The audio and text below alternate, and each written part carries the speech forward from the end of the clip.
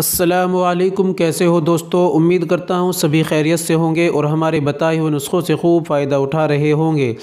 दोस्तों आज फिर मैं आपकी खिदमत में देसी आयुर्वेदिक नुस्खा लेकर हाज़िर हुआ हूँ। दोस्तों ये जो आप देख रहे हैं ये है हमदर्द का अश्वगंधा पाउडर। आज की वीडियो में हम जानेंगे ये कितनी बीमारियों में काम आता है, इसके क्या क्या बेनिफिट्स हैं और इसको इस्तेमाल करने का सही तरीका क्या है। आज की वीडियो एक बार ज़रूर सुनिए, इंशाल्लाह आपको फ़ायदा होगा। चलिए दोस्तों शुरू करते हैं, जान लेते हैं आज के इस नुस्खे के बारे में। शुरू करने से पहले हम आपसे एक छोटी सी गुजारिश करते हैं कि अगर आप हमारे चैनल पर नए आए हैं या अभी तक आपने हमारा चैनल सब्सक्राइब नहीं किया तो जल्दी से चैनल को सब्सक्राइब कर लीजिए और घंटी के बटन पर ऑल पर प्रेस कर दीजिए। इससे होगा कि हमारी आने वाली वीडियो यानी आने वाला नुस्खा आपके पास सबसे पहले पहुंच जाया करेगा। दोस्तों देसी आयुर्वेदिक दवाओं से बने हुए नुस्खे, देसी दवाओं की जानकारी हम आपको देते रहते हैं। चलिए शुरू करते हैं, जान लेते हैं आज के इस नुस्खे के बारे में।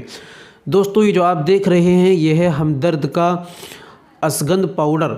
आज की वीडियो में जानेंगे कितनी बीमारियों में ये काम आता है। दोस्तों तो इसके फ़ायदे यानी बेनिफिट्स की बात करें तो दोस्तों अश्वगंधा पाउडर के इस्तेमाल करने से शारीरिक कमज़ोरी, थकान और नींद की कमी को ये दूर करता है।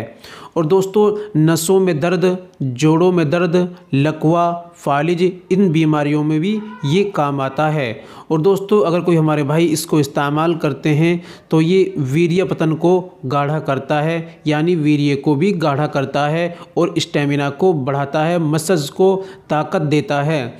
दोस्तों इतनी बीमारियों में ये काम आता है।